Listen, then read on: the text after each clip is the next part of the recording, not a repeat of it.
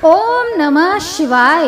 हर हर महादेव। पिछली वीडियो में आपने श्रावण मास महात्म्य अध्याय 12 का श्रवण किया था।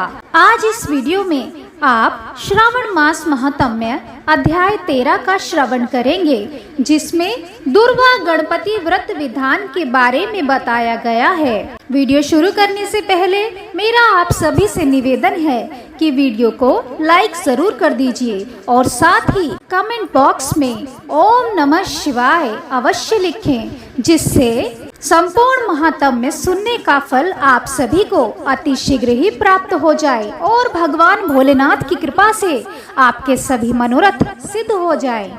तो आइए सुनते हैं श्रावण मास महात्म्य अध्याय 13, जिसमें दुर्वा गणपति व्रत विधान के बारे में बताया गया है। सनत कुमार बोले, हे भगवान, किस व्रत के द्वारा अतुलनीय सौभाग्य प्राप्त होता है और मनुष्य पुत्र पौत्र धन ऐश्वर्य तथा सुख प्राप्त करता है। हे महादेव, व्रतों में उत्तम उस व्रत को आप मुझे बताएं। ईश्वर बोले, हे सनत कुमार, तीनों लोकों में विख्यात दुर्वा गणपति व्रत है। सर्वप्रथम भगवती पार्वती जी ने श्रद्धा के साथ इस व्रत को किया था। हे मुनि सत्तम, इसी प्रकार पूर्व में सरस्वती, महेंद्र, विष्णु, कुबेर, अन्य देवता भी और मुनिजन, गंधर्व, किन्नर, इन सभी ने भी इस व्रत को किया था।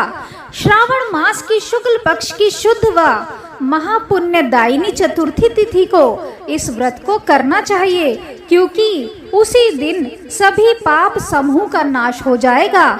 चतुर्थी के दिन स्वर्ण पीठासीन स्थित एक दंत गजानन विघ्नेश की स्वर्णमयी प्रतिमा बनाकर उसके आधार पर स्वर्णमय दुर्वा को व्यवस्थित करने के पश्चात विघ्नेश्वर को रत्वस्त्र से वेष्टित ताम्रमय पात्र के ऊपर रखकर सर्वतोभद्र मंडल में रक्त पुष्पों से अपामार्ग, शमी, दुर्वा, तुलसी, बिल्व पत्र, इन 5 पत्रों से, अन्य उपलब्ध सुगंधित पुष्पों से, सुगंधित द्रव्यों से, फलों से तथा मोदकों से उनकी पूजा करनी चाहिए और इसके बाद उन्हें उपहार अर्पित करना चाहिए। इस प्रकार अनेक उपचारों से भी गिरिजा पुत्र विघ्नेश की पूजा करनी चाहिए।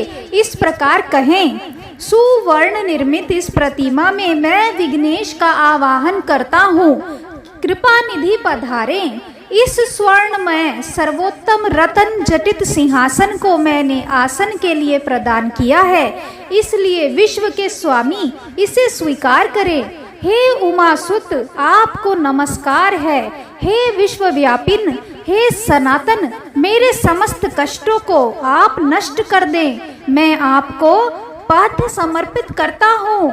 गणेश्वर देव, उमा पुत्र तथा मंगल का विधान करने वाले को यह अर्घ्य प्रदान करता हूँ।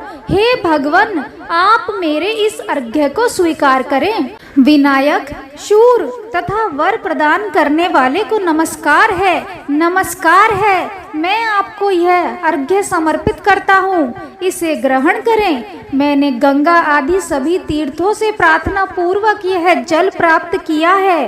हे सुरपुंगव, आपके स्नान के लिए मेरे द्वारा प्रदत्त इस जल को स्वीकार कीजिए।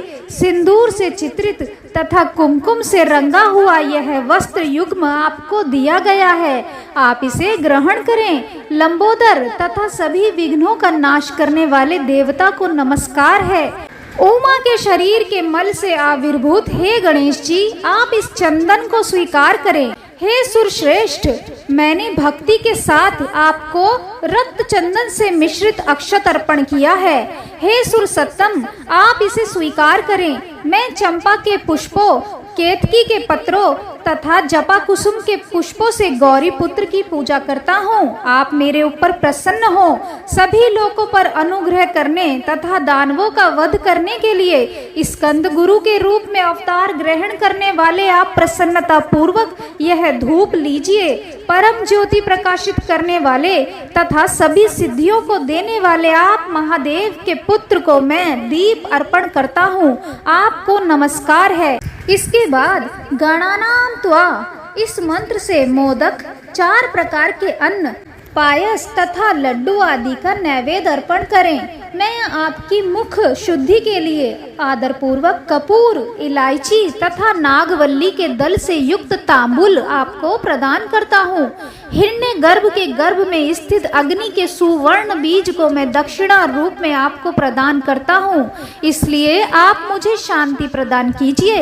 हे गणेश्वर, हे गणाध्यक्ष, हे गौरीपुत्र, हे गजानन, हे भानन, आपकी कृपा से मेरा व्रत पूर्ण हो। इस प्रकार अपने सामर्थ्य के अनुसार विघ्नेश का विधिवत पूजन करके उपस्कर निवेदित सामग्री सहित गणाध्यक्ष को आचार्य के लिए अर्पण कर देना चाहिए। उनसे प्रार्थना करें, हे भगवान, हे ब्राह्मण, दक्षिणा सहित गणराज की मूर्ति को आप ग्रहण कीजिए। आपके वचन से मेरा यह व्रत आज पूर्णता को प्राप्त हो। जो मनुष्य 5 वर्ष तक इस प्रकार व्रत करके उद्यापन करता है वह वांछित मनोरथों को प्राप्त करता है और देहांत के बाद शिवलोक को जाता है। या 3 वर्ष तक जो इस व्रत को करता है वह सभी सिद्धियां प्राप्त करता है। जो व्यक्ति उद्यापन के बिना ही इस उत्तम व्रत को करता है विधि के अनुसार भी उसका जो कुछ किया हुआ होता है वह सब निष्फल हो जाता है। अब उद्यापन विधि बताई जाती है। उद्यापन के दिन प्रातः काल तिलों से स्नान करें। उसके बाद व्यक्ति 1 पल या आधा पल या उसके भी आधे पल की स्वर्ण की गणपति की प्रतिमा बनाकर पंचगव्य से स्नान कराकर भक्ति तथा श्रद्धा के साथ इन 10 नाम मंत्रों से दुर्वा दलों से सम्यक पूजन करें। हे गणाधीश, हे उमापुत्र, हे अग्नाशन, हे विनायक, हे ईशपुत्र, हे सर्वसिद्धि प्रदायक, हे एकदंत, हे ईभवन, हे ईभवक्त्र, हे मूषक वाहन, आपको नमस्कार है। आप कुमार गुरु को नमस्कार है। इन नाम पदों से पृथक पृथक पूजन करें। पहले दिन अधिवासन करके प्रातः काल ग्रह होम करके दूर्वा दलों तथा मोदकों से होम करना चाहिए। उसके बाद पूर्ण आहुति देकर आचार्य आदि का विधिवत पूजन करना चाहिए और घट तुल्य थनों वाली गाय का दान अपनी सामर्थ्य के अनुसार करना चाहिए। हे वत्स, इस प्रकार व्रत करने पर मनुष्य सभी मनोरथों को प्राप्त कर लेता है। हे सनत कुमार, अपने प्रिय पुत्र गणेश के व्रत करने से संतुष्ट होकर मैं उस मनुष्य को पृथ्वी पर सभी सुख प्रदान करके अंत में उसे संगति देता हूँ। जैसे दुर्वा अपनी शाखा प्रशाखाओं के द्वारा वृद्धि को प्राप्त होती है उसी प्रकार मनुष्य की पुत्र पौत्र आदि संतति निरंतर बढ़ती रहती है। हे सनत कुमार, मैंने दुर्वा गणपति का यह अत्यंत गोपनीय व्रत कहा है। सुख चाहने वालों को इस सर्वोत्कृष्ट व्रत को अवश्य करना चाहिए। इस प्रकार श्री स्कंद पुराण के अंतर्गत ईश्वर सनत कुमार संवाद में श्रावण मास महात्म्य में दुर्वा गणपति व्रत कथन नामक 13वां अध्याय पूर्ण हुआ। हर हर महादेव। अगली वीडियो में आप सुनेंगे श्रावण मास महात्म्य अध्याय 14।